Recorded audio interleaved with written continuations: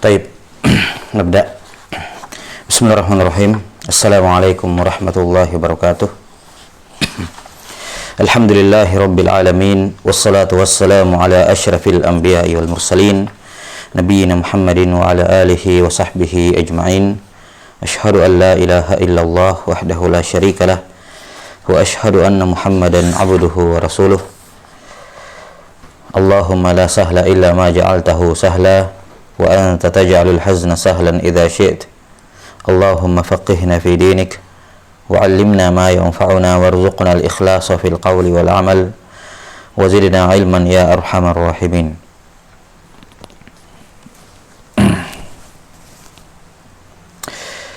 قال الإمام أبو الفداء إسماعيل بن عمر بن كثير رحمه الله تعالى المتوفى سنة 774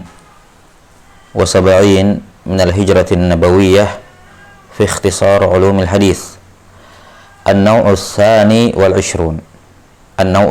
والعشرون المقلوب. Baik. Al-maqlub, sebagaimana namanya sudah jelas bahwa hadis ini, hadis al-maqlub adalah salah satu naw' min anwa' al-ahadits ad-dhi'af, ya, atau ad-dha'ifah. Bahwa hadis al-maqlub adalah salah satu dari hadis-hadis dhaif, ya, dikarenakan adanya al-waham, ya, al-waham pada perawi, atau bisa juga karena amdan, karena kesengajaan, sebagaimana yang akan diterangkan nanti.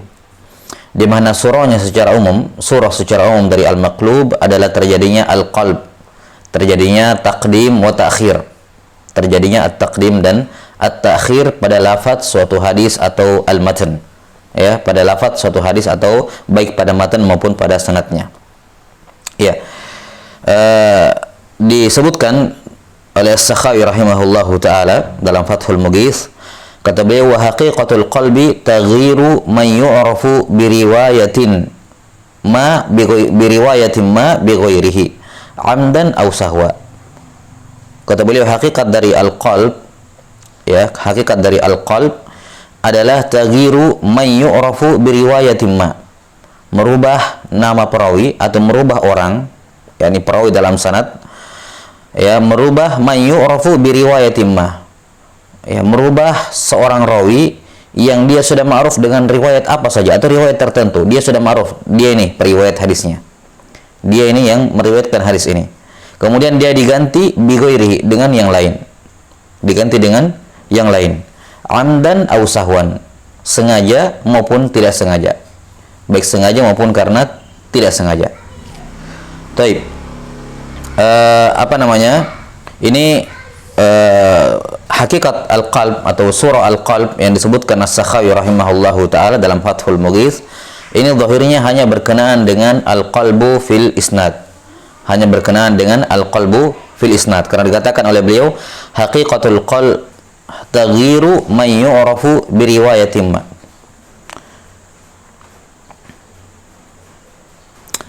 Tolong audionya dimatikan, ini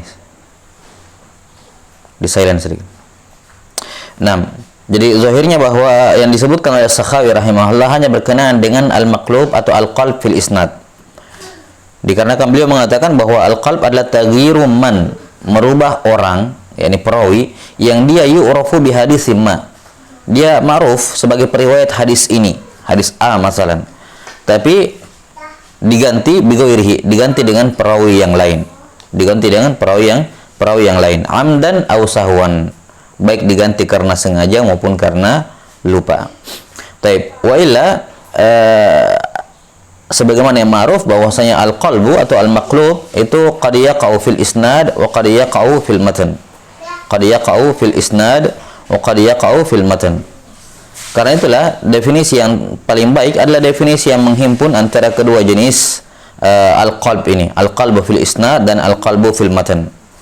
Nah, maka mungkin bisa kita simpulkan dari berkenaan dengan definisi al-maqlub atau al-qalb, ya, bahwa al-maqlub adalah al-hadis alladhi ubdila fi sanadihi aw fi matnihi, ya, lafdzun bi akhar bi taqdimin aw ta'khirin amdan aw sahwan, amdan aw sahwan. Baik. Kata beliau, atau definisi dari al-maqlub adalah ma ubdila fi sanadihi. Ya, ma ubdila fi sanadihi au matnihi. Maqlub adalah hadis yang terjadi pergantian, ubdila. Apa yang diganti? Lafzon atau lafzun, sebuah lafaz. Lafaz di sini imma kalimah, imma jumlatan, ya, dan seterusnya. Imma kalimah wa imma jumlah, ya, wa imma sanadan kamila, ataukah sanad secara utuh dari awal sampai akhir diganti sebagaimana yang akan datang nanti. Jadi lafzun yakni ma ubdila fi sanadihi au matnihi lafzun.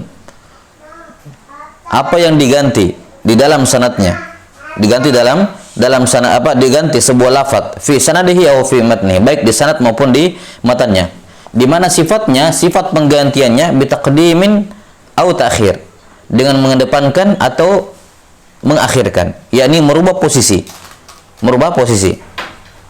Nah, baik perubahan posisi itu pada nama rawi yang sama, ya, nama rawi yang sama, ataukah pada posisi dua rawi yang berbeda di dua tabaqat tertukar, masalan, ataukah pada matanya terjadi takdim dan takhir pada lafaz hadis tersebut, ataukah pada jumlah di dalamnya, di dalam matan tersebut, ataukah takdim, yakni takdim dan takhir dengan sanad sebuah hadis ditakdim ke hadis yang lain, ya, dan matan sebuah hadis ditakhir ke sanad yang lain, ya, sebagaimana yang akan disebutkan nanti. Jadi hakikatnya adalah takdim dan takhir, di mana takdim dan takhir ini la yakhtassu bi hadisin wahid, yakni tidak dipersyaratkan yakni terjadi dalam satu hadis. Nah, bitaqdim, makanya dikatakan bitaqdimin aw ta'khirin wa nahwihi, atau yang semisal dengan takdim dan takhir sebagaimana yang kita isyaratkan tadi.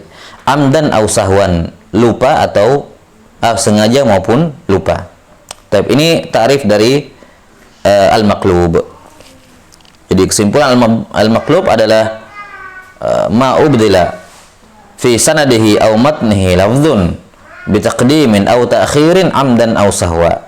Nah, qala Ibnu Katsir rahimahullahu taala, wa qad yakunu fil isnadi kullihi aw ba'dih.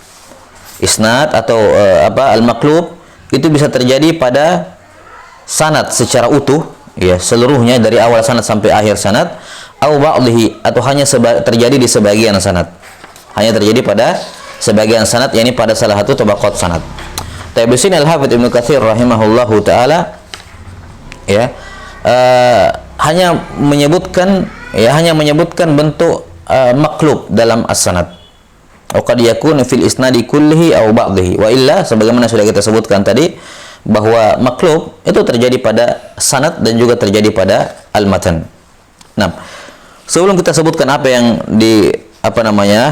sebutkan oleh Ibnu Katsir rahimahullahu taala di sini berkenaan dengan pembagian maqlub dalam as-sanad, ya, terlebih dahulu, ya, bahwa al-maqlub juga terjadi pada al-matan. Al-maqlub juga terjadi pada al-matan. Maka al-maqlub naw'an, yakni bi'tibar wuqu'ihi atau maudhi wuqu'ihi imma fil matni wa imma fis sanad. Adapun contoh maqlub pada matan seperti hadis yang diriwayatkan oleh Imam Ahmad dan Ibnu Khuzaimah dari hadis Unaisah radhiyallahu taala anha secara marfu', idza adzana ibnu ummi maktum fakulu washrabu, wa idza adzana Bilal fala ta'kulu wa la tashrabu. Kalau ibnu ummi maktum itu azan, maka makan dan minumlah kalian. Tapi kalau Bilal sudah azan, maka sudah tidak boleh makan dan tidak boleh minum. Nah, ini hadis masyhur, dikatakan sebagai hadis yang maqlub. Kenapa? Karena dalam riwayat as-sahihain dan selainnya, ya, dari hadis Aisyah radhiyallahu anha, hadis Ibnu Umar radhiyallahu anhuma, yang ma'ruf adalah sebaliknya. Ya, yang ma'ruf adalah sebaliknya. Yani inna Bilalan yu'adzinu bilail. Ya, inna Bilalan yu'adzinu bilail fakulu washrabu hatta yu'adzina Ibnu Ummi Maktum.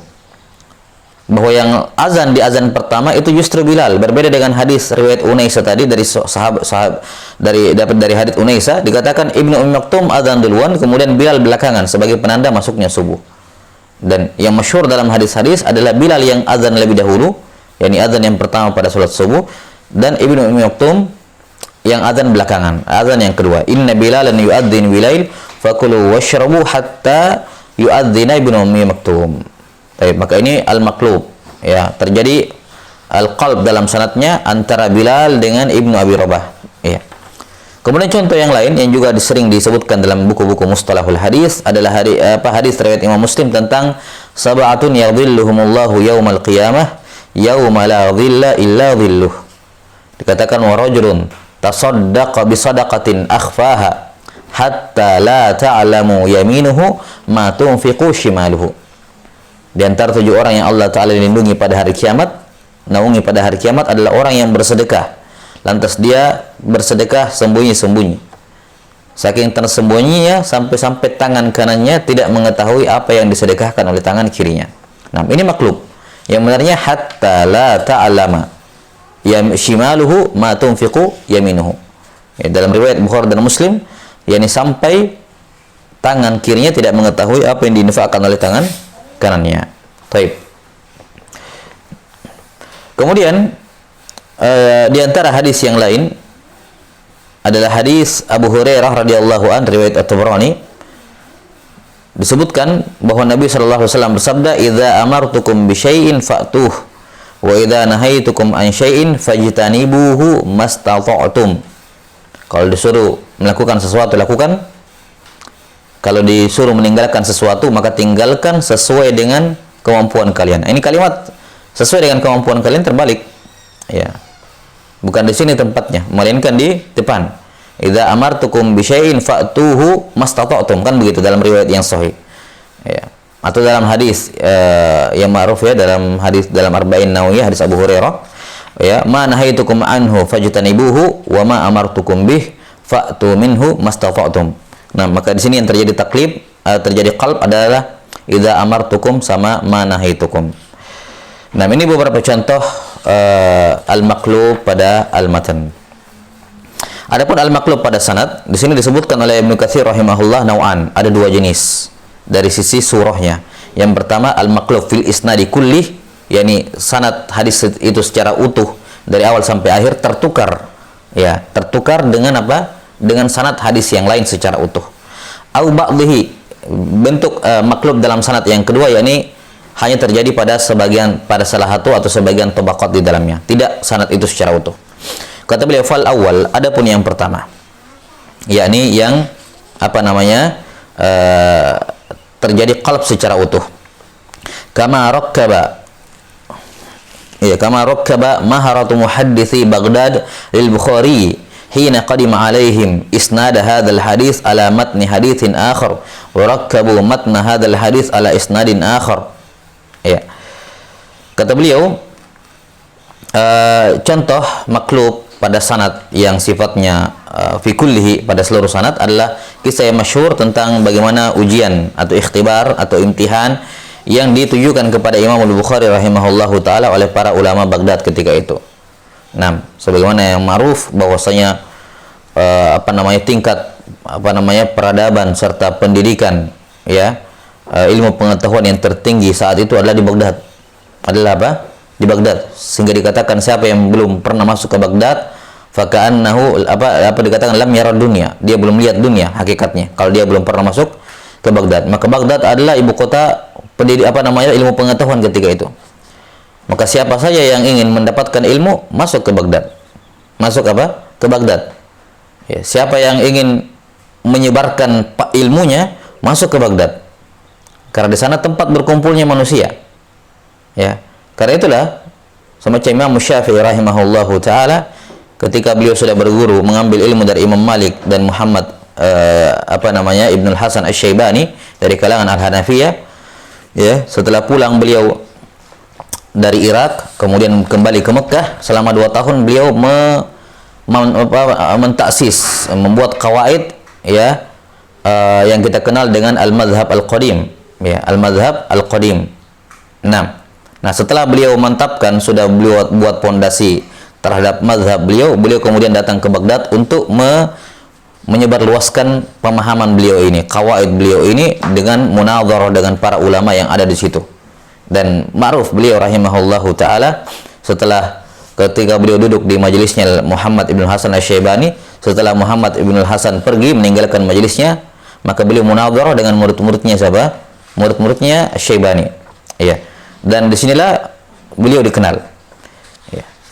Jadi ini pusat berkumpulnya ulama. Sebagaimana kita tahu dalam tarikh ilmu nahwu, mazhab Basriin dan mazhab Kufiin ketemunya di Baghdad. Sehingga lahirlah juga madrasah Al-Baghdadiyah. Ya, atau al-mazhab Baghdad, kemudian tersebar mazhab dari ulama Al-Andalusi, ya, dan seterusnya. Nah, Al-Bukhari rahimahullahu taala ketika beliau mendatangi Baghdad, ini kelihatannya terjadi untuk pertama kalinya karena beliau pulang balik 8 kali Baghdad untuk berjumpa dengan Imam Ahmad rahimahullahu taala.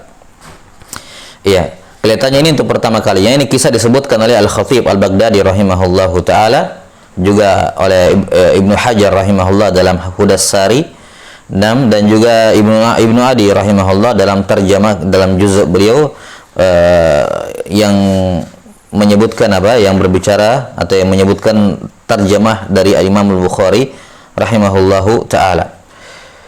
Ketika orang-orang para ulama Baghdad mengetahui bahwa akan datang Muhammad ibnu Ismail, di mana nama beliau lebih dahulu sampai sebelum orangnya, sudah dikenal beliau, maka bersepakatlah 10 orang ulama Baghdad ketika itu untuk menguji Al-Bukhari rahimahullahu taala. Karena siapa yang ingin menyebarkan ilmu di Baghdad, dia akan diuji.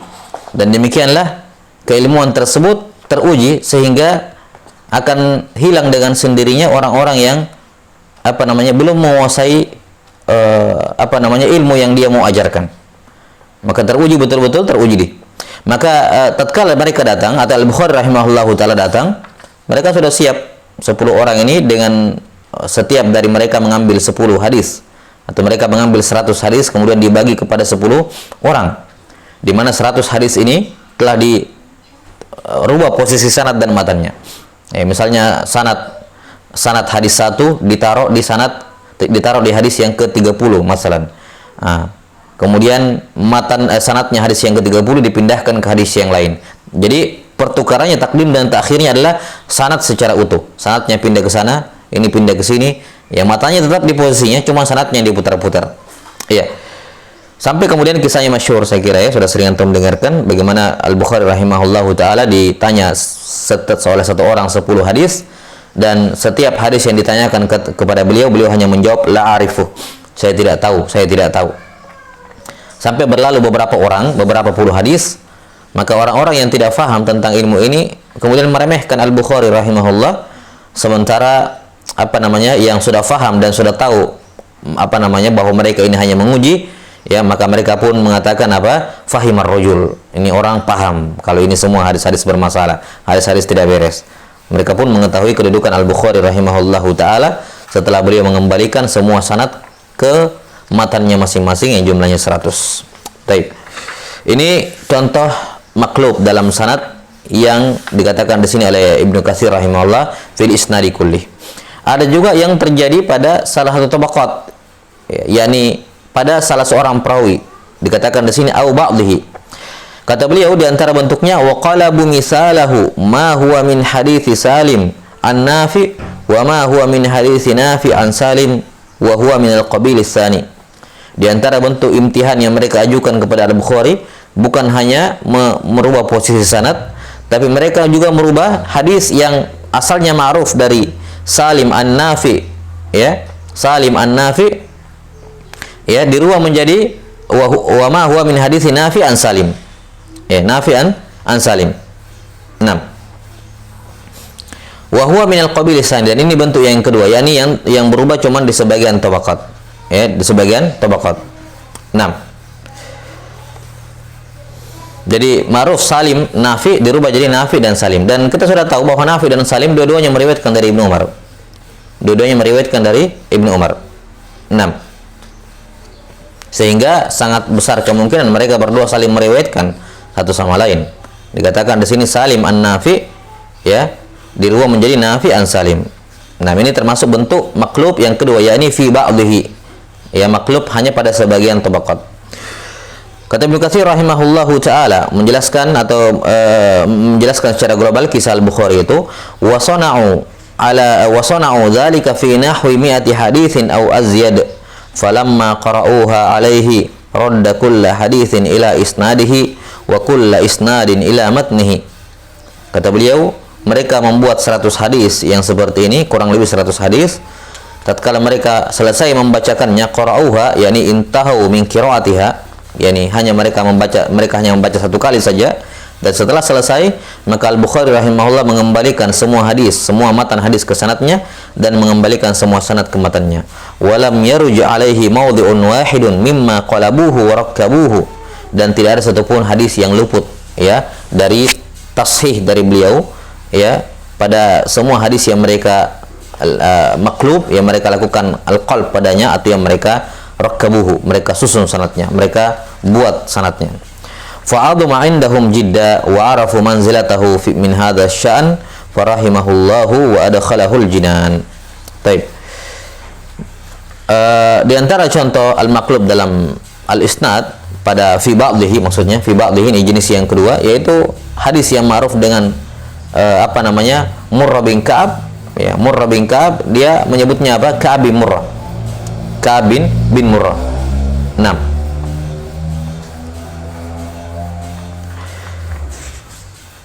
Atau misalnya ada hadis ya, yang ma'ruf dari suatu jalan ya, kemudian digantikan dengan jalan yang lain. Misalnya hadis ma'ruf dari Malik an Suhail bin Abi Saleh an abihi an Abi Hurairah. Kemudian mereka rubah menjadi Malik masalan an an Urwa bin Zubair ya, an Urwa bin Zubair an Aisyah masalah. Ya, dirubah seperti itu ya. 6. Dan Al-Khatib Al-Baghdadi rahimahullahu ta'ala punya karya tulis khusus dalam masalah ini yang menjelaskan contoh-contoh atau menyebutkan hadis-hadis yang terdapat di dalamnya al-qalb. Dalam kitab beliau Raf'ul Irtiyab fil maqlubi minal asma'i wal ansab. Raf'ul Irtiyab fil maqlub minal asma'i wal ansab. Naam, wallahu ta'ala alam bissawab. Nah, di sini Syekh Ahmad Syakir rahimahullah menyebutkan beberapa contoh qalb sanad yang lain. Silakan dirujuk. Nah, ini selesai pembahasan berkenaan dengan al-qalb atau al-maqlub. Kemudian setelah itu beliau rahimahullahu ta'ala menyebutkan satu pembahasan yang tidak berhubungan dengan al-maqlub, tidak berhubungan lagi dengan ini. Dan ini salah satu bentuk yang salah satu contoh tidak tertertibnya buku ini sesuai dengan maudhu'nya. Dikarenakan di sini beliau akan berbicara berkenaan dengan al-hadis al-dhaif, berkenaan dengan apa? Hadis dhaif. Maka al-aula selayaknya pembahasan ini ditaruh di pembahasan al-dhaif yang telah berlalu di awal-awal kitab. Ya, ketika beliau berbicara tentang hadis al-dhaif. Namun di sini ditaruh di sini setelah pembahasan al-maqlub. Tabasa. Kita lihat kata Ibnu Katsir rahimahullahu taala, wa qad nabbaha Syekh Abu Amr hahuna ala annahu la yalzamu min hukmin min al-hukm bi dha'fi sanad al-hadis al-muayyan al-hukmu bi dha'fihi fi nafsihi idh qad yakunu lahu isnadun akhar illa ay yanussal imamun ala annahu la yurwa illa min hadzal wajh. Kata beliau Syekh Abu Amr yakni Ibnu Salah di tempat ini, yakni setelah menyebutkan pembahasan al-maqlub, beliau menyebutkan suatu masalah, yakni tidak melazimkan ketika ada suatu hadis dihukumi sanadnya sebagai sanad yang dhaif ya, yakni sanad tertentu dari hadis tersebut dihukumi sebagai sanad yang dhaif, itu tidak melazimkan al-hukmu bi dha'fihi fi sanadihi fi nafsihi. Itu tidak melazimkan hadis itu dhaif secara fi nafsil amr. Ya, saya kira ini jelas ya. Makanya kita tahu ada namanya Hasan li ghairihi. Hasan li ghairihi yakni hadis-hadis yakni bin firadihi dhaif. Hadis-hadis yang ketika dia bersendirian dhaif. Dia hanya jadi hasan ketika dia hadisnya dikatakan hasan li ghairihi ketika datang dari jalan yang lain, baik sifatnya mutabah maupun asyawahid. Maka apa yang dikatakan di sini oleh Ibnu Salah saya kira jelas bahwasanya tidak mesti ya, ketika seorang alim menghukumi sanad hadis tertentu atau hadis tertentu dengan sanad tertentu ya, itu hadis dikatakan sanadnya dhaif, itu tidak melazimkan hadis itu juga dhaif. Karena itulah tidak bisa kita atau sebelumnya, karena itulah para ulama membedakan ibarat yang berbeda. menggunakan ibarat yang berbeda ketika mereka menghukumi sanad dan ketika mereka menghukumi matan hadis itu secara utuh. Ya, ketika mereka menghukumi bahwa ini matan sahih atau dhaif, maka mereka menggunakan lafaz al-hadis. Mereka menggunakan apa? Lafaz al-hadis. Misalnya dikatakan hadza haditsun sahih. Ya, hadza haditsun sahih. Atau huwa sahih dan semacamnya. Namun jika hadis tersebut yang bisa diterima hanyalah sanadnya saja, atau yang dihukumi hanyalah sanadnya saja, maka mereka akan berbicara atau menyebutkan ibarat as-sanad atau al-isnad. Ya, baik dalam tadhif maupun tasih. Misalnya tadi tasih dikatakan hadza hadisun dhaif. Hadza hadisun sahih. Kalau tadhif dikatakan hadza hadisun dhaif. Hadisun dhaif, hadisun sahih. Dan seterusnya. Ya, dikatakan hadis sahih kalau terpenuhi berapa? 5 syarat yang sudah berlalu. Atau dikatakan hadza haditsun hasan, berarti hasan, hadisnya hasan. Ya. Tapi kalau yang terpenuhi hanya 3 syarat yang pertama saja, yakni ittisalus sanad, adalatul ruwat sama dhabtur ruwat, hanya ini yang terpenuhi, maka mereka akan menggunakan ibarat al-isnad. Semisal mereka menggunakan hadza haditsun isnaduhu hasan, atau hadza haditsun sanaduhu hasan wa isnaduhu hasan, dan seterusnya, atau isnaduhu sahih, sanaduhu sahih, sahihul isnad, dan seterusnya. Jadi mereka mengkaitkan dengan sanad kalau mereka hanya menghukumi sanadin muayyan dari hadis tersebut. Iya, sanadin muayyan dari hadis tersebut. Dan ini sehubungan dengan pembahasan mu'tabar atau itibar kemarin, bahwa seorang ketika dia ingin memeriksa suatu sanad, suatu hadis, tentunya dia akan mendapati satu landasan dulu, apakah berupa sanad ataukah berupa matan. Ya, yang dengannya dia akan mendapatkan sanad dan matan hadis itu secara utuh, tapi satu matan saja yang didapatkan. Nah, ketika kita sudah mendapatkan satu sanad dan matan secara utuh, maka ini dijadikan sebagai pondasi itibar untuk mencari tawabi dan mutaba'at dan asyawahid. Nah, ketika kita tidak misalnya belum memiliki waktu untuk melakukan itibar, atau sudah melakukan itibar tapi kita rasa masih kurang maksimal, tapi jawabannya butuh sekarang ini, ya, kita sekarang membutuhkan hukum terhadap hadis ini, butuh segera, sementara kita belum punya waktu untuk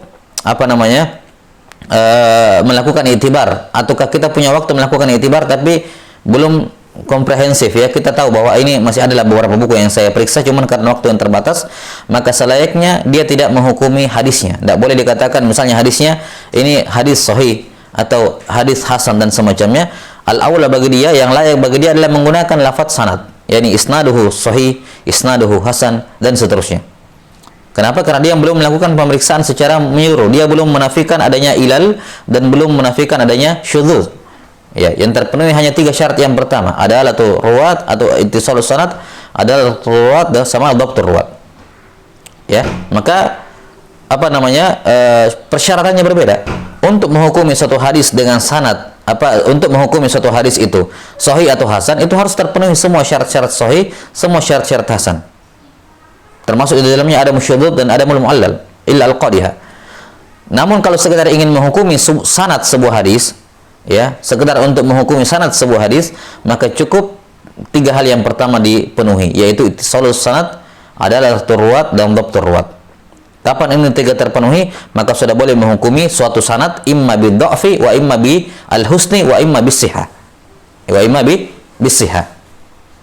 Dan ini adab yang selayaknya diketahui oleh seorang mufti, oleh seorang yang ditanyai tentang suatu hadis. Dia harus membedakan antara hukum terhadap sanad dan hukum terhadap al-matan.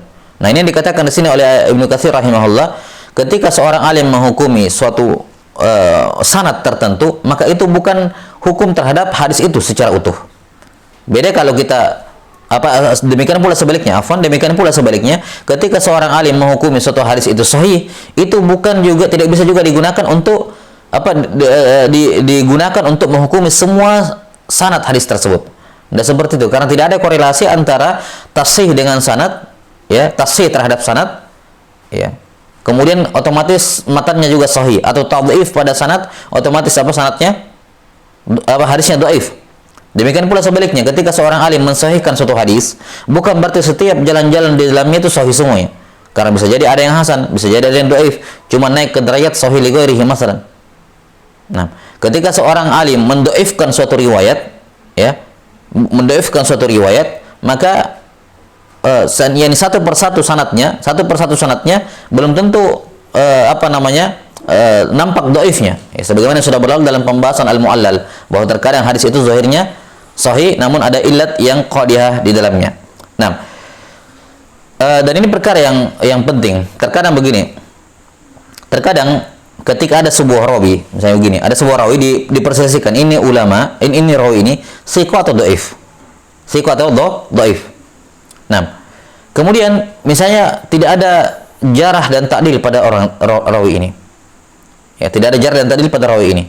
Namun ditemukan misalnya Imam Ahmad rahimahullahu taala berkata tentang hadis, misalnya hadis A, di dalamnya terdapat Zaid ibn Khalid. Siapa ini Zaid bin Khalid? Tidak ada jarah, tidak ada ta'dil. Tidak ada jarah, tidak ada ta'dil. Datang seorang alim melihat Imam Ahmad menghasankan hadis itu. Menghasankan hadis A tadi. Apakah bisa digunakan tahsinnya Imam Ahmad terhadap matan? Kemudian dikatakan, oh kalau begitu Imam Ahmad juga menghasankan rawi ini. Kenapa? Karena rawi ini berada di dalamnya. Ketika beliau menghasankan hadis A, ini berarti beliau sudah tahu ini orang dan beliau tetap menghasankan. Berarti setidaknya rawi ini dikenal oleh Imam Ahmad. Apakah boleh dikatakan demikian? Kita katakan tidak boleh.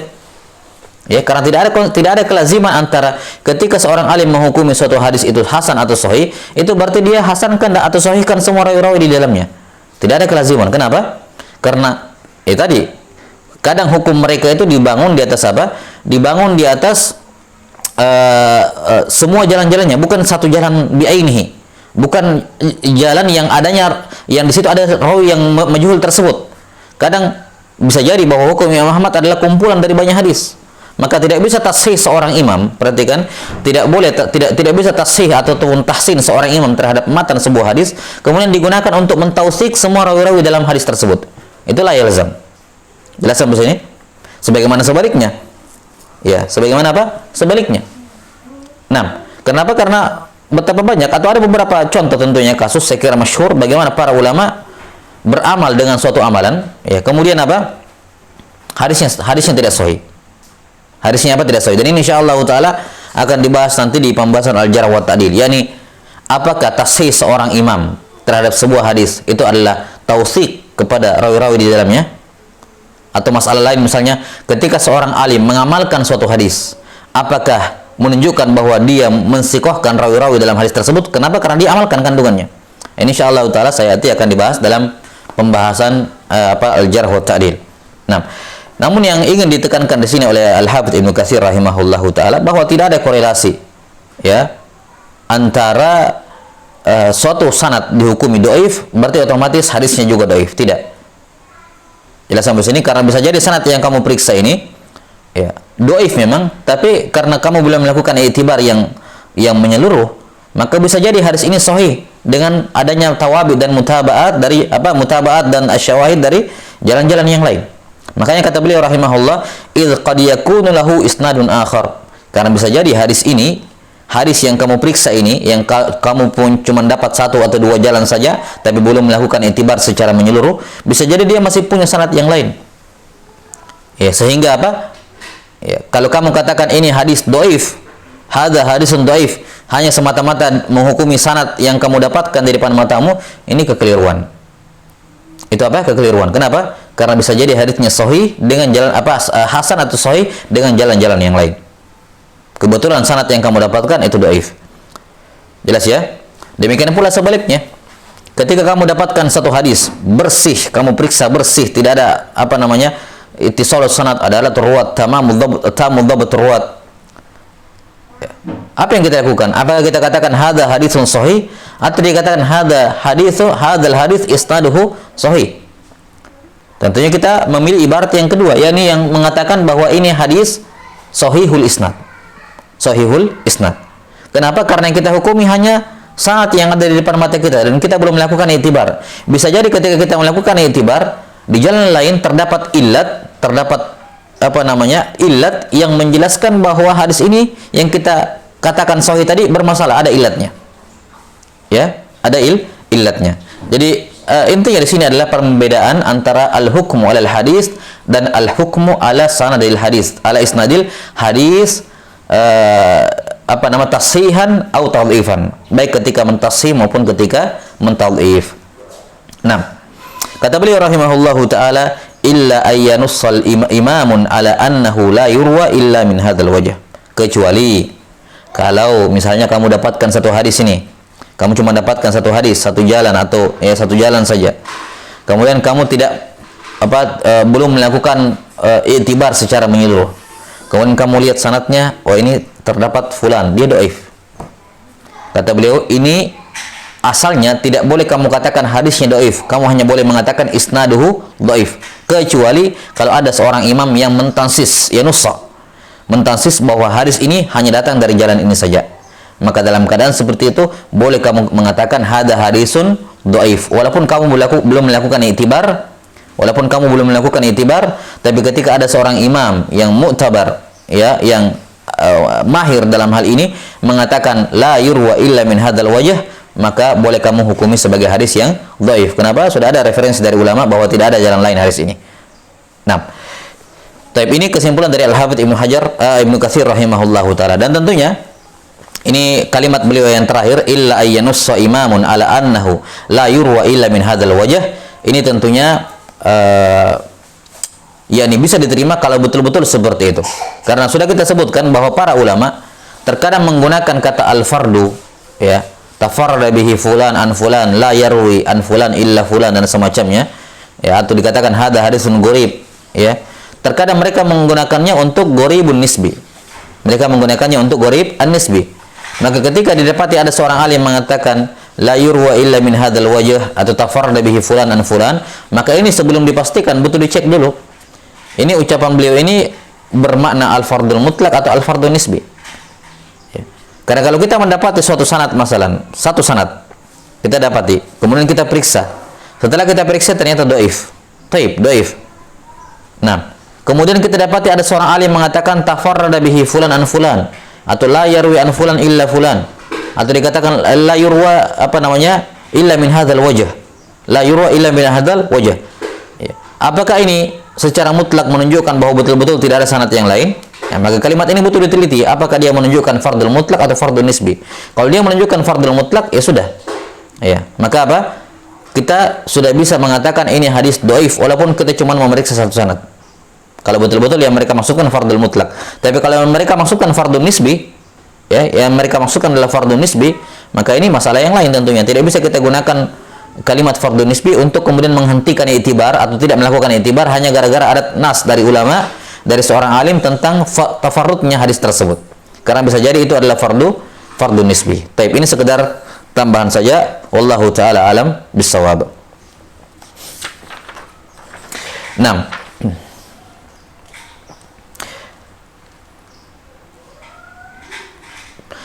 Karena itu penting untuk memahami istilah para ulama, terutama para al-mukharrijin, para pentakhrij hadis. Ketika mereka mengatakan hadzal hadis sahhahahu fulanun atau dha'afahu fulanun atau sahhaha isnadahu fulan atau hassana isnadahu fulan atau dha'afa isnadahu fulan, maka dia harus mengetahui ketika dia mengatakan al-hadis sahahahu fulan wa fulan wa fulan, berarti dia mensahihkan hadisnya secara utuh. Tapi kalau dikatakan hadza haditsun hasanul isnad atau sahihul isnad, berarti dia hanya memeriksa sanad ini saja. 1-2 sanad dia belum melakukan i'tibar. Maka ketika kita mendapati seorang alim mengatakan misalnya isnaduhu sahih atau sahaha isnadahu fulan, maka ini masih besar kemungkinan untuk diselisihi. Masih besar kemungkinan hadis ini hadis ini sahih. Masih besar kemungkinan hadis ini sahih walaupun sanad yang diperiksa itu adalah hadis yang dhaif. Nah, maka yang aula, yang lebih, kalau mau lebih selamat dalam memberikan hukum ketika mendapati mukharrij, para periwayat hadis kemudian melakukan takhrij ringkas padanya. Masalah dalam Bulughul Maram dikatakan sahha Ibnu Khuzaimah, Ibnu Hibban, Al-Hakim dan semacamnya. Ini hendaknya yang lebih aula adalah merujuk atau dikatakan sahha Abu Hatim, sahha Abu Hatim sahahul Bukhari, hasanahul Tirmidzi, hasanahul Bukhari dan semacamnya. Ini yang aula adalah merujuk ke ke masdar aslinya. Al-Bukhari di mana dia sahihkan ini hadis? Merujuk ke buku aslinya. Apakah di Tarikh Al-Kabir masalan, atau di kitab-kitab di ajza beliau. At-Tirmidzi di mana dia hasankan ini hadis? Ibnu Hibban, Al-Hakim di mana? Apa teksnya? Ya, dirujuk ke referensi primer dari para penulis buku hadis tersebut. Mengapa? Karena terkadang para pentakhrij ini melakukan tawassu dalam hal ini. Atau imma sabqul kalam, imma karena tidak sengaja dalam tulisan, atau karena ghaflah, lalai, lupa dan semacamnya, sehingga terkadang di referensi primer cuman dikatakan hadza haditsun isnaduhu sahih, kemudian ketika di buku-buku takhrij dikatakan sahahahu fulan. Misalnya Ad-Darqutni mengatakan isnaduhu sahih. Kemudian datang pentakhrij masalan dikatakan qala Ad-Darqutni haditsun sahih atau sahahahu Darqutni. Tentunya ini berbeda. Ad-Darqutni mengatakan isnaduhu sahih, sementara si pentakhrij mengatakan sahahahu Darqutni. Ini tentunya hal yang berbeda. Ya, maka perbedaan seperti ini bisa dihilangkan, atau kekeliruan seperti ini bisa dihilangkan dengan merujuk ke buku-buku referensi primer. Termasuk dalam al-fadh jarh wa ta'dil juga. Dalam jarh wa ta'dil yang aula adalah kembali ke buku-buku referensi primer. Ya, referensi primer. Yani di mana alim tersebut mengucapkan hal tersebut dari bukunya. Itu yang lebih aula. 6. Jadi kesimpulan dalam masalah ini, tidak ada hubungan, tidak ada korelasi positif antara sahihnya sebuah sanad dengan sahihnya sebuah matan. Sebagaimana tidak ada korelasi positif antara dhaifnya suatu sanad dengan dhaifnya suatu matan. 6. Qala Ibnu Katsir rahimahullahu taala, qultu yakfi fil munadharati tad'ifu at-tariq allati abadaha al-munadhir wa yanqati'u idil aslu adamu ma siwaha hatta yasbuta bi tariqin ukhra wallahu a'lam. Kata Ibnu Katsir rahimahullah, cukup dalam perdebatan cukup atau dibolehkan untuk mencukupkan hujjah dengan melemahkan jalan atau sanad yang dibawakan oleh lawan debatnya al-munadhir wa yanqati, sehingga dia terbantahkan dalilnya. Idil aslu ada mumasiwaha, karena hukum asalnya tidak ada sanad yang lain untuk hadis tersebut, hatta yasbuta bi tariqin ukhra, sampai dia jelas ada pendukungnya dari jalan yang lain. Maksudnya begini, sekarang saya berdebat dengan seseorang, masalah munadhir atau diskusi dengan seseorang dalam suatu masalah. Kami ngobrol, kami diskusi, kemudian salah seorang teman saya, teman diskusi saya kemudian membawakan sanad. Dia membawakan sanad beserta matan untuk sandaran pendapatnya. Dia mengatakan haddatsana fulan dan fulan dan fulan dan fulan dari Nabi sallallahu alaihi wasallam. Ya. Maka ketika saya lihat atau saya dengarkan dia membacakan sanadnya dan saya tahu ada ilat padanya, maka boleh bagi saya kemudian untuk langsung mengatakan itu dalilmu tidak sahih. Dalilmu tidak sahih. Dalam sanadnya terdapat si fulan. Dalam sanadnya terdapat si fulan. Jelas sampai sini?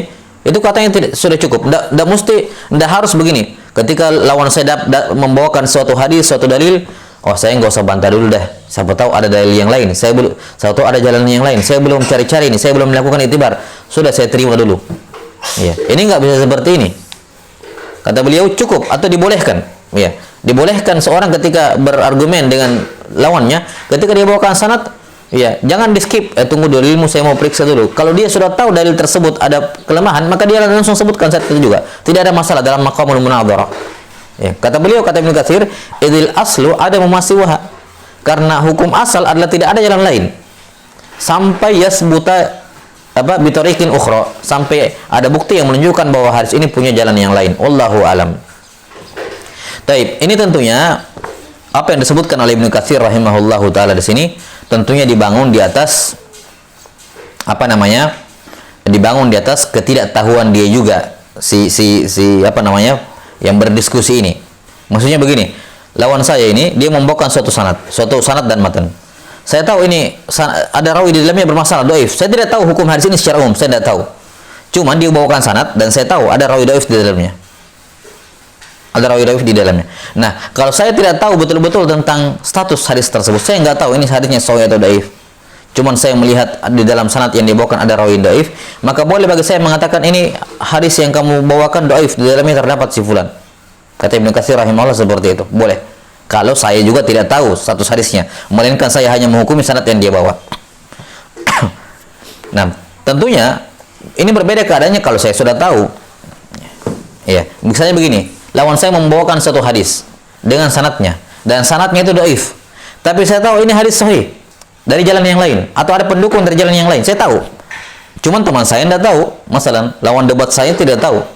Maka tidak boleh kemudian saya katakan ini hadis kamu dhaif, terdapat rawi si fulan di dalamnya, dhaif. Sehingga yang qati dia selesai. Ya, ini tersanggah dalilnya itu pun berhasil disanggah. Ya, tidak boleh seorang seperti itu dalam keadaan dia tahu ini lawan saya hadisnya sahih, cuma jalan yang dibawakan dhaif. Saya nggak usah beritahu, saya cuma katakan dhaif saja. Ini tidak boleh seperti ini tentunya, dan tentu saja bukan itu yang dimaksud oleh Ibnu Katsir rahimahullahu taala. Ya, wa illa itu bentuk khianat. Itu bentuk apa? Bentuk khianat, bentuk tidak amanah. Nah, dan tidak insaf dalam perdebatan. Yani kalau kamu tahu lawanmu itu dalil hadisnya sahih, secara umum hadisnya sahih, walaupun sanad yang dibawakan dhaif, ya sudah justru dibenarkan seharusnya. Jalan yang kamu bawakan dhaif, tapi hadis ini sahih dari jalan yang lain, masalah. Demikian selayaknya. Jelas ya? Tapi kalau saya sendiri tidak tahu ini hadis statusnya apa, kemudian saya dalam maqam munadharah, kan tidak serak atau tidak cocok kalau ketika setiap kali lawan saya membawakan hadis kemudian saya katakan tunggu dulu, saya tidak bisa terima, saya tidak bisa tolak, kita skip dulu sampai saya bahas. Ya. Lah, kalau dia mendapatkan ada illat atau ada masalah pada sanadnya, maka dia sudah boleh menggunakan itu untuk mentaklil hadis tersebut. Dia katakan ini dalil yang kamu bawakan dhaif. Ya, dalil yang kamu bawakan apa? Dhaif. Di dalamnya terdapat fulan bin fulan. Ya. Giliran setelah selesai perdebatan dia dicek lagi kembali, ternyata ada jalan-jalan lain, ya itu masalah lain setelahnya. Ya, tapi dalam maqam munadharah boleh bagi seorang untuk mentadhif sebuah hadis hanya berlandaskan pada sanad yang ada di depannya, yang dibawa oleh lawan debatnya. Jelas sampai sini ya? Nah, ini yang salah satu adab dalam munadharah yang disebutkan oleh Al-Hafidz Ibnu Katsir rahimahullah yang sehubungan dengan masalah hadis ad-dhaif. Nah, summa qala rahimahullahu taala. Qala, dan sekali lagi ini tentunya dibolehkan kalau saya sendiri sebagai orang yang berdebat tidak tahu hadis tersebut sahih. Tapi kalau saya tahu hadis tersebut sahih, tidak boleh saya sembunyikan kesahihannya dari orang itu, kemudian saya katakan dalil kamu dhaif, dalamnya ada rawi si fulan bin fulan. Padahal saya tahu hadisnya sahih. Ini tidak boleh. Ya, ini bentuk tidak insaf dalam munadharah. Kemudian kata Ibnu Shalah rahimahullahu taala, qala wa yajuzu riwayatu ma 'adal mawdu'i fi bab at-targhib wa at-tarhib wal qasas wal mawa'idh wa nahwi dzalik illa fi sifatillahi azza wa jalla wa fi babil halal wal haram. Kata beliau tidak boleh meriwayatkan, ya, tidak boleh meriwayatkan selain hadis maudhu. Di sini sudah beliau keluarkan ma ada al maudhu. Ya, ma ada al maudhu. Kenapa? Karena hadis maudhu sepakat para ulama tidak boleh meriwayatkan hadis maudhu sama sekali dalam semua abwab. Dalam semua abwab dalam ad-din tidak boleh meriwayatkan hadis maudhu secara mutlak illa ma'abayani wad'ihi, kecuali disertakan penjelasan akan palsunya hadis tersebut. Nah, adapun selain hadis maudhu, ya, selain dari hadis maudhu, yakni hadis-hadis yang dhaif, kata beliau boleh meriwayatkan, ya, yajuzu ya afwan, wa yajuzu riwayatu, boleh meriwayatkan hadis selama hadis tersebut tidak maudhu. Boleh dalam bab targhib dan tarhib, dalam al-qasas, kisah-kisah, wal mawa'id, ya, ataukah mau'idhah, ya, wa nahwi dzalik, dan semisal dengannya. Wa nahwi dzalik di sini semisal babus sirah, dalam hadis-hadis yang berkenaan dengan apa? Dengan sirah. Ya, berkenaan dengan as-sirah. Ini juga dibolehkan oleh para ulama untuk meriwayatkan hadis-hadis dhaif dalam sirah. Dalam sirah nabawiyah. Kata beliau illa fi sifatillahi azza wajal, kecuali yang berkenaan dengan sifat-sifat Allah dan bab al-halal wal haram, yakni bab tasyri'. Dalam bab apa? Tasyri'. Ini tidak boleh beramal atau tidak boleh meriwayatkan hadis atau boleh meriwayatkan hadis dhaif selama bukan maudhu pada semua abwab kecuali pada bab sifatullah dan bab at-tasyri' al-halal wal haram. Nah,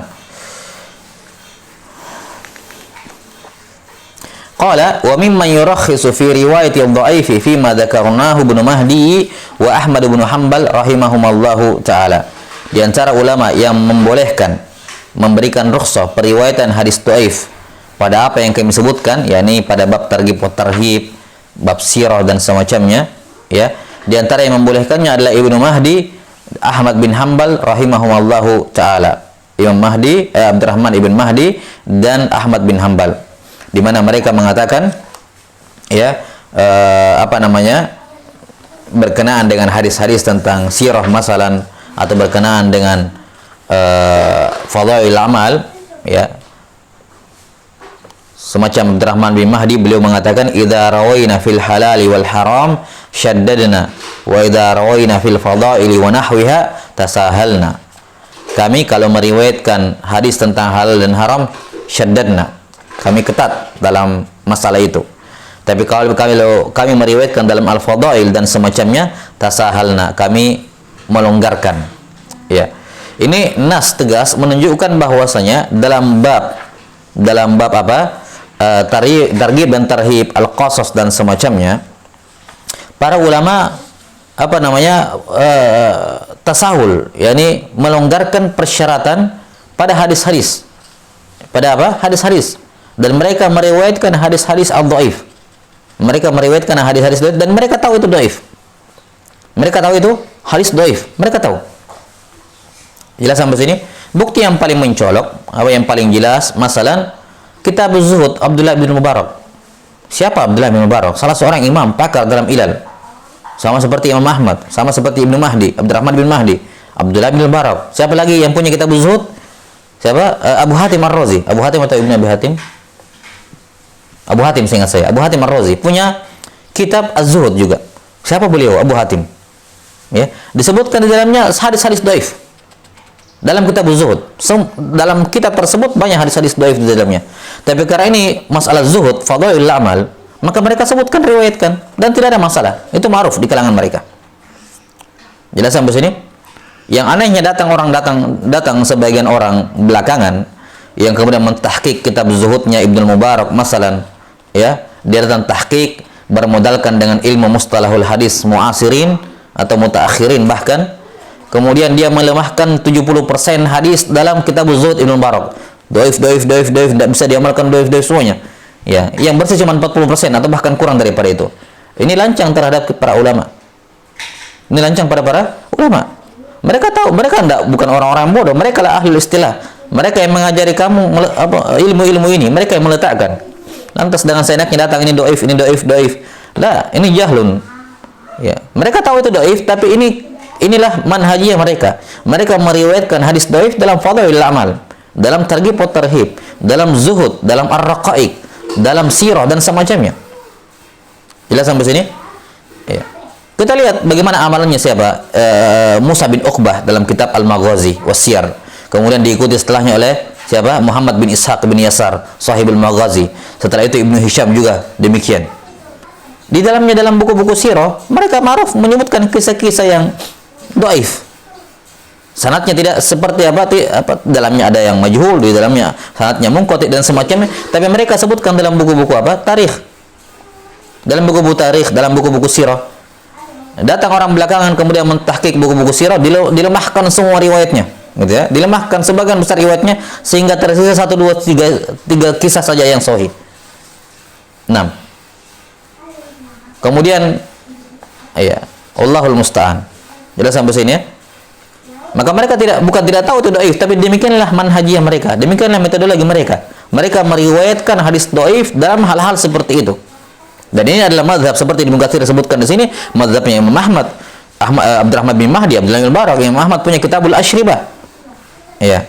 Juga di dalamnya ada hadis-hadis ya yang tidak sahih. Abdurrahman bin Mahdi, Abdullah bin Mubarak dalam Kitabuz Zuhud yang kita sebutkan tadi.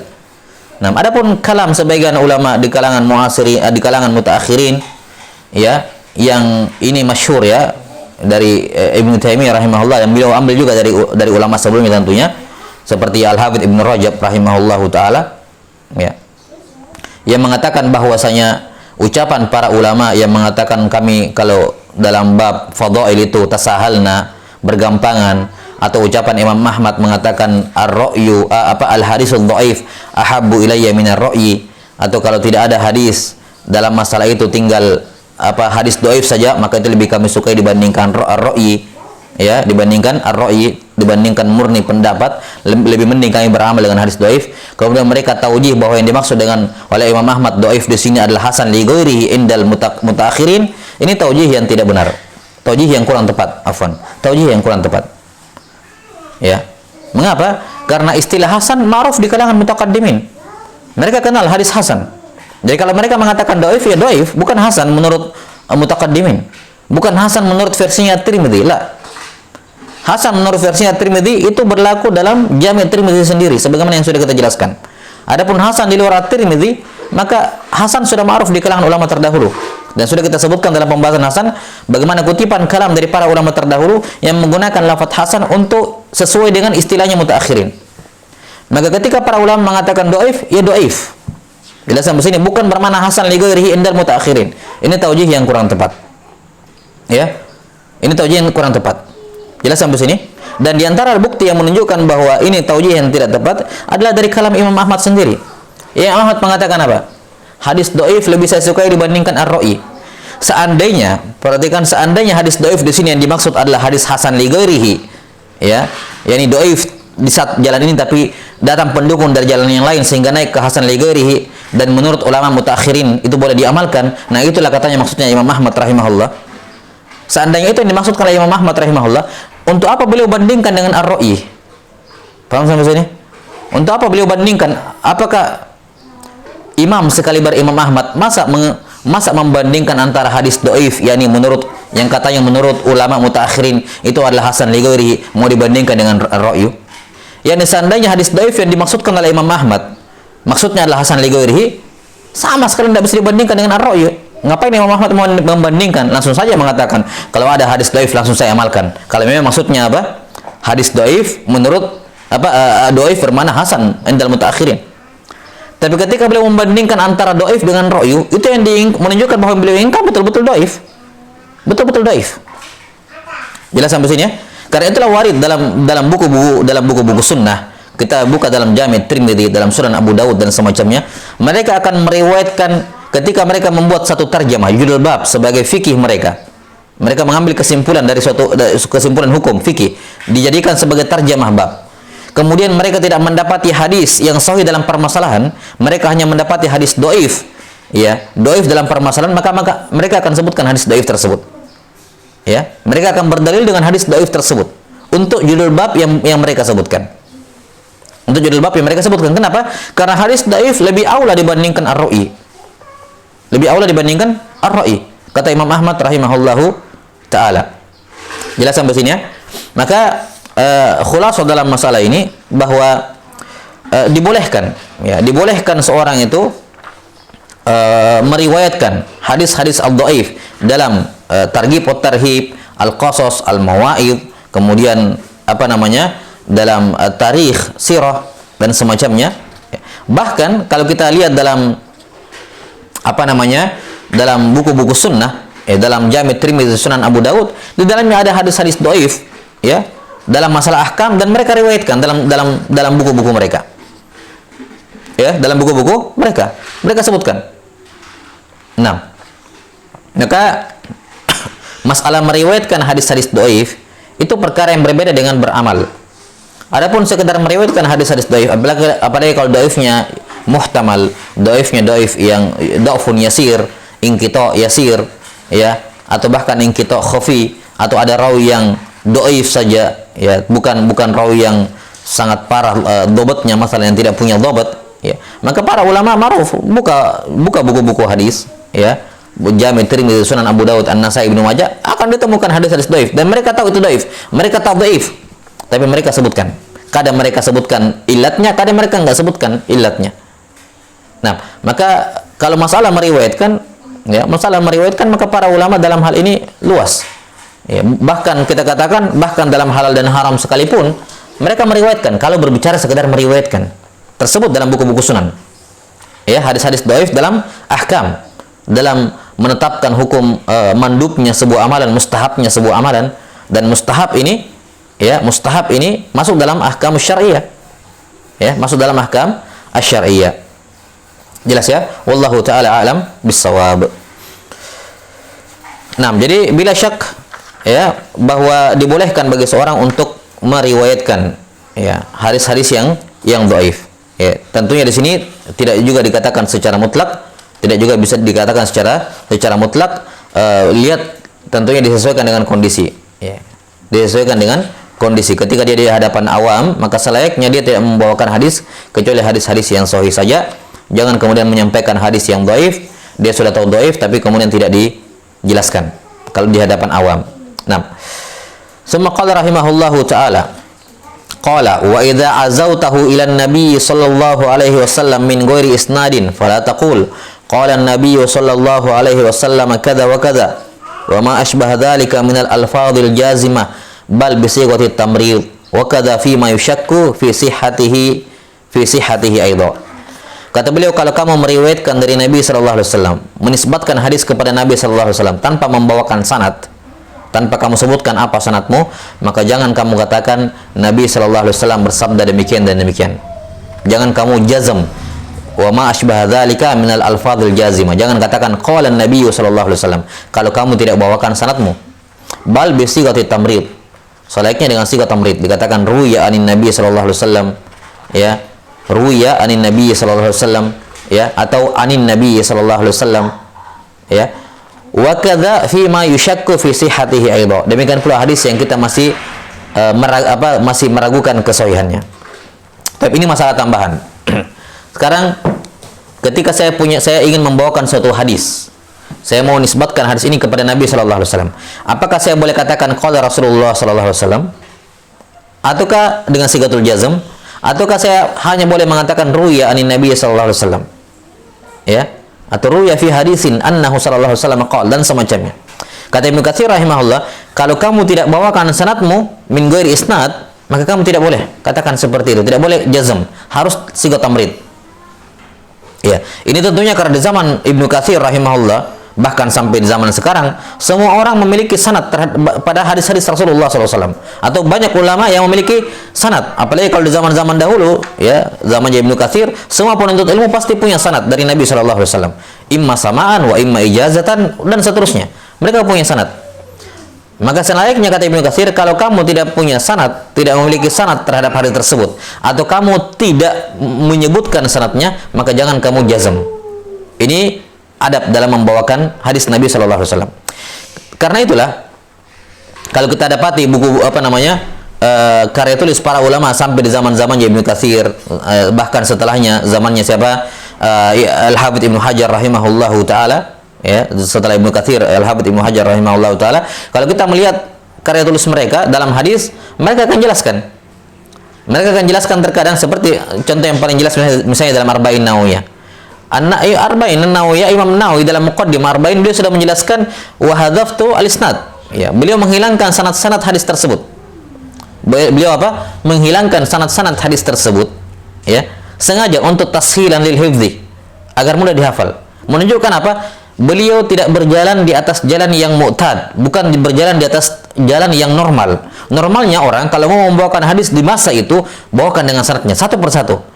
Al-hadisul awal, An-Nawawi bawakan sanadnya sampai ke Nabi sallallahu alaihi wasallam. Al-hadis tsani dibawakan sampai kepada siapa? Umar bin Khattab radhiyallahu anhu dalam hadis Jibril. Itu normalnya. Tapi karena untuk memudahkan menghafal, beliau menghapus sanad-sanadnya.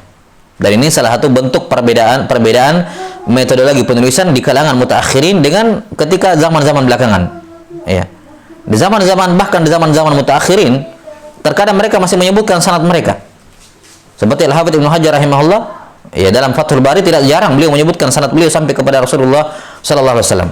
Namun di masa-masa belakangan, ya, ketika himmah membaca sudah kurang, ya, himmah membaca sudah kurang, atau mungkin karena faktor-faktor yang lain di masa itu, karena kekurangan harta untuk membeli kertas dan semacamnya, Maka terkadang atau karena dengan maksud untuk tashilul hifzi, memudahkan menghafal dan seterusnya, maka para ulama mutaakhirin belakangan kemudian memberikan rukhsah, boleh untuk tidak mencantumkan sanad ya sampai kepada Rasulullah SAW, dan boleh dengan menggunakan sigatul jazm, dengan catatan dia sudah punya sanad hadis tersebut dan dia tahu hadisnya sahih. Maka boleh bagi dia ketika tahu hadisnya sahih dan dia punya sanadnya, boleh bagi dia untuk tidak menyebutkan sanadnya dan langsung mengatakan qala Rasulullah SAW. Maka apa yang disebutkan di sini oleh Ibnu Katsir rahimahullahu taala, yakni idealnya seperti ini. Walaupun tentunya ya, di zaman-zaman belakangan ketika sanad-sanad sudah mulai panjang, itu tentunya bisa menjadi masyaqqah kabirah. Nah, walaupun demikian sebagian masyayikh di masa ini tetap ada yang iltizam dengan itu. Tetap iltizam dengan hal ini. Ya, yakni mereka mengatakan tetap harus disebutkan sanad kamu sampai kepada Rasulullah SAW walaupun cuma di awal majelis. Ya. Walaupun cuma di awal majelis. Di antara yang cukup tegas dalam masalah ini, Syekh Masyayikhina Muhammad Yunus Al-Junfuri ya rahimahullahu taala min a'lamin nas bi Sahih Al-Bukhari fi hadzal asr. Nah, dikatakan apa beliau?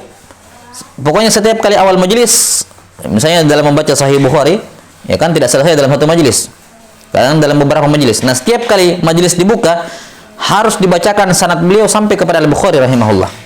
Sanad beliau sampai kepada Al-Bukhari rahimahullahu taala. Setelah itu baru membawakan sanadnya Al-Bukhari. Di hadis pertama. Hadis yang kedua juga harus disebutkan sanadnya dari beliau sampai kepada Nabi sallallahu alaihi wasallam. Cuman bentuknya diikhtisar. Mereka mengatakan bihi ilaihi qal. Dengan sanad yang tadi sampai kepada Al-Bukhari, Bukhari berkata haddatsana fulan. Hadis yang ketiga bihi ilaihi qal, atau kadang disingkat bihi qal, bihi qal, bihi qal. Yani dengan sanad yang sama tadi di atas. Ya. Maka di sini tetap disebutkan sanadnya cuman ikhtisaran dengan kalimat bihi ilaihi dan semacamnya, dan itu ma'ruf. Ikhtisar sanad dalam riwayat sebagaimana yang akan datang nanti pembahasannya. Bukan hanya hadis matan yang bisa diikhtisar, tapi juga sanad diikhtisar. Dikatakan bihi, bisanadihi dan semacamnya. Ya. Maka di sini ada perbedaan ya dalam majalis riwayat dengan majalis ad-dirayah.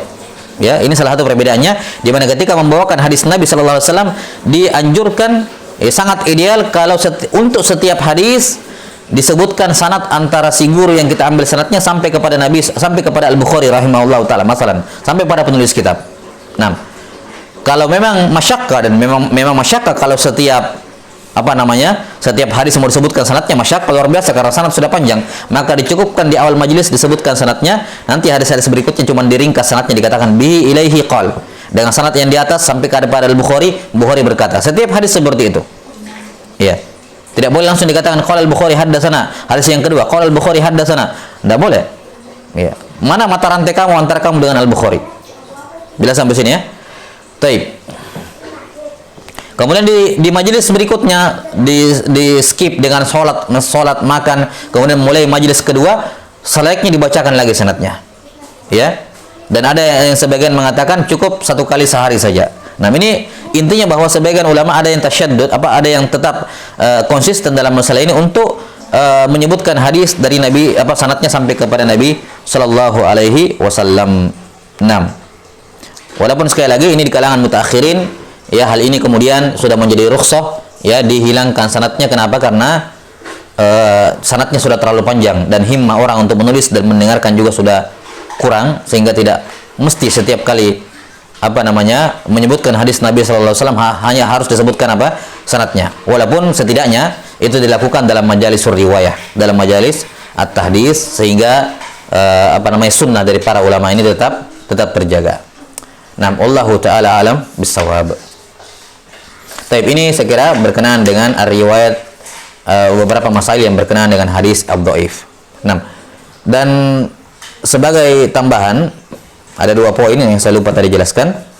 Yang pertama tadi berkenaan dengan hadis maklub, saya lupa. Jadi al-maklub itu hadis maklub ketika sifatnya boleh nggak seorang itu melakukan maklub amdan, sengaja? Ya. 6. Para ulama mengatakan boleh seorang melakukan maklub, melakukan qalb pada sanad dan matan dengan sengaja dengan beberapa syarat. Syarat yang pertama memang imtihan saja, imtihan, ikhtibar, bukan untuk sekedar seru-seruan atau apa, memang untuk menguji seorang alim. Ikhtibar dengan dobat seorang alim. Ya. Ini syarat yang pertama.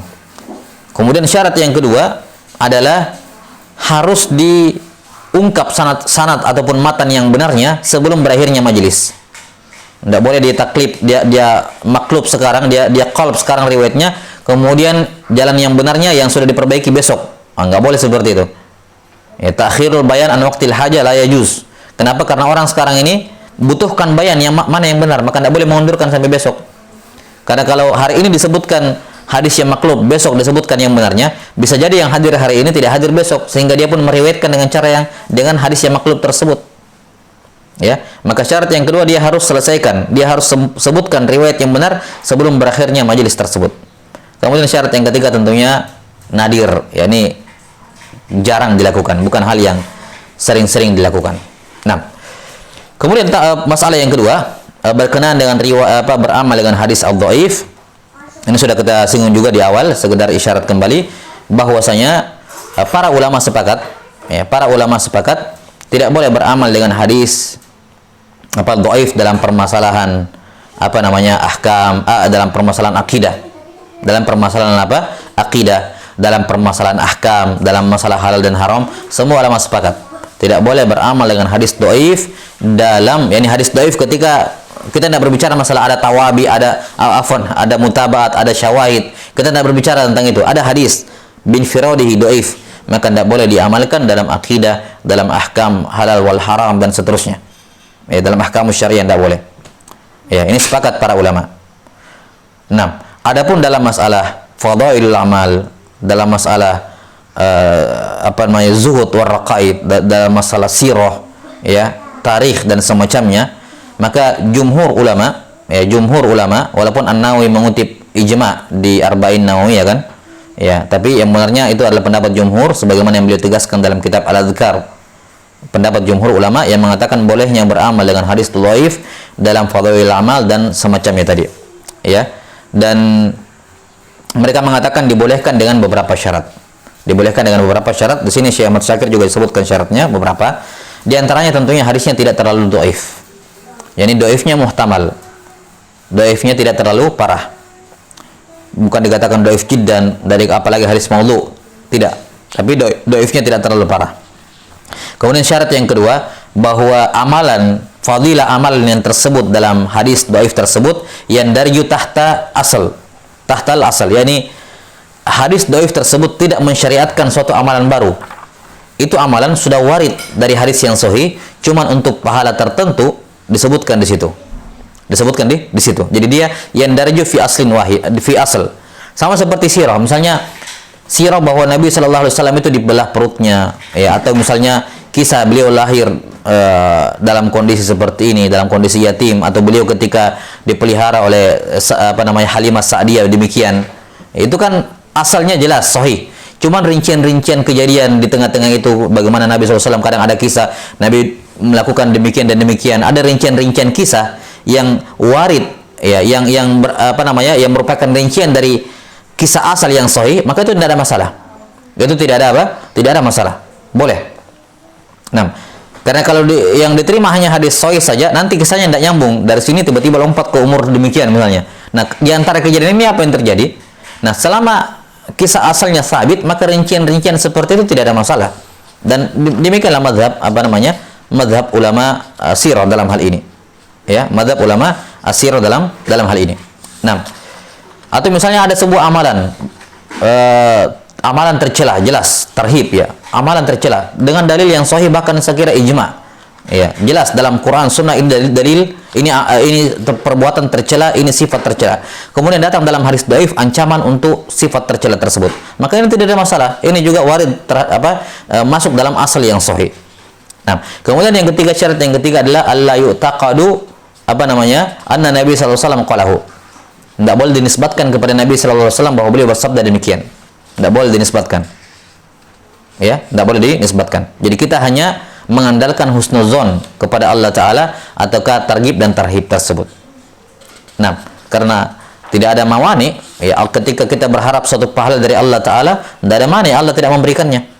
Maka ketika ada suatu pahala yang terdapat dalam sebuah hadis yang dhaif, ya, tapi amalan tersebut sabit dari hadis yang lain, maka boleh kita amalkan hadis dhaif tersebut seraya mengharapkan pahala yang tersebut dalam hadis dhaif tersebut. Kita boleh mengamalkan amalan yang sabit dengan hadis sahih, tapi dengan harapan pahala yang terdapat dalam hadis yang dhaif. Tidak ada masalah. Jangan kita meyakini itu sabda Nabi sallallahu alaihi wasallam, tapi kita mengharapkan pahala yang terdapat di dalamnya. Nah, ini beberapa syarat yang disebutkan oleh para ulama, di antaranya oleh Al-Hafidz Ibnu Katsir rahimahullahu taala. 6.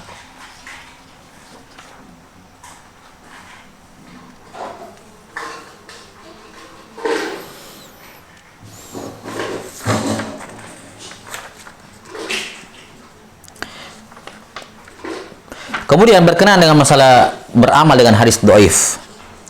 Apakah kalau beramal dalam hadis dhaif dalam masalah tadi ahkam dan seterusnya jelas ya, dalam masalah fadhail amal. Kita katakan tadi bahwa hadis dhaif ketika dia idfirat, maka para ulama sepakat tidak boleh beramal dengan hadis dhaif ketika tidak ada sama sekali pendukung dari jalan yang lain. Nah, adapun kalau ada pendukung dari jalan yang lain, ya, maka hadis dhaif bisa diamalkan dalam ahkam. Dalam ahkam. Pendukungnya ini macam-macam. Ya, sebagian ulama mengatakan boleh diamalkan hadis hasan hadis dhaif itu kalau pendukungnya juga harus berupa hadis dhaif sehingga naik ke derajat hasan li ghairihi. Dan sebagian lain mengatakan tidak mesti hadis. Tidak mesti hadis dhaif juga. Mungkin dia hadis dhaif tersebut didukung dengan keumuman Al-Qur'anul Karim, ya. Atau mungkin juga hadis dhaif tersebut didukung dengan fatwa sahabat, ya, atau didukung dengan amalan jumhur ulama sebagaimana sudah berlalu pada pembahasan al-mursal, di mana Syafi'i rahimahullah menerima hadits mursal dengan syarat-syarat yang sudah kita sebutkan. Nah, maka tidak mesti hadis dhaif tersebut, ya, warid dari jalan yang lain kemudian diamalkan. Ya. Terkadang para ulama mengamalkan hadis dhaif dan tidak ada jalan lain untuk hadis dhaif tersebut, tidak ada mutaba'ah, tidak ada syawahid, namun dia sejalan dengan qawaid ammah dalam syariat masalan, atau sejalan dengan pendapat jumhur ulama, atau sejalan dengan fatwa sahabat dan semacamnya. Ya, dan saya kira masyhur adanya beberapa riwayat, beberapa hadis yang dhaiful isnad tapi disepakati bahwa para ulama mengamalkannya. Seperti hadis tentang najasatu alma, ya, najisnya air, kapan air menjadi najis. Sepakat para ulama hadisnya dhaif tapi diamalkan kandungannya. Kenapa? Karena sejalan dengan dalil-dalil umum dalam masalah ini. Bukan mutaba'ah untuk hadis tertentu, mutaba'ah dan syahid untuk hadis itu bi'ainihi, tapi ada terdapat dalam hadis-hadis lain yang mendukung maknanya. Ya, mendukung maknanya, atau sejalan dengan amalan jumhur ulama, maka mereka menerimanya. Bahkan mereka sepakat akan makna hadis tentang najasatul ma itu, atau kapan air menjadi najis. Nah, wallahu ta'ala alam bisawab. Baik, saya kira cukup dulu sampai sini. Afwan, ini agak panjang. Anggap saya sebagai kodok pertemuan kemarin ya. Nah. Wal ilmu indallah, nas'alullah ta'ala yu'allimana mimma yanfa'una wa ayyanfa'ana bima 'allamana, innahu waliyyu dzalika wal qadiru 'alaih. Subhanakallahumma wa bihamdik asyhadu an la ilaha illa anta astaghfiruka wa atubu ilaik. Walhamdulillahirabbil alamin. Wassalamualaikum warahmatullahi wabarakatuh.